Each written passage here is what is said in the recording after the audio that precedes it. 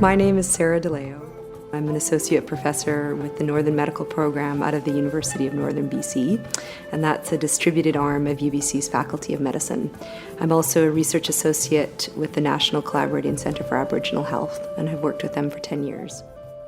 The book, Determinants of Indigenous Health, Beyond the Social, was really an effort to critically engage with the ascendance of the concept of social determinants of health. Social determinants of health being a framework and a methodological, conceptual tool by which to understand Aboriginal people's health, principally Aboriginal health disparities in Canada and beyond. But the social has some very specific arenas and limitations. It speaks almost entirely to human-produced phenomena.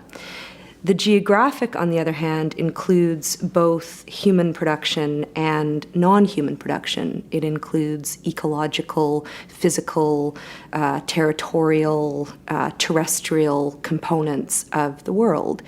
So to understand Indigenous people's health or the determinants of Indigenous people's health through a geographic framework, through a geographic conceptual toolbox, is in part to attempt to theorize the place of Indigenous inequity in this country by understanding it as linked to physical geographic phenomena, things like land dispossession, things like deterritorialization of Indigenous communities, things like the systematic erosion of ecological land bases upon which Indigenous people have always staked claim and identity. So it is to add to a social determinants of health framework concepts like ecology, concepts like physical geography, territory, right down to non-human phenomena, things like soil and bugs and mountains and water, things that are not of human production, things that aren't social. And I would argue that that's a very important component of the recipe by which we have to understand the ongoing marginalization of Indigenous people in current and contemporary colonial times.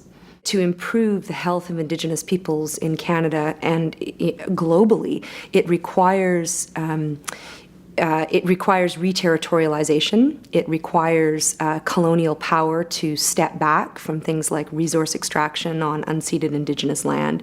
It requires understanding that ecological disruption is in fact a disruption of Indigenous peoples' unceded long-standing sovereign rights to land and physical geography in this country.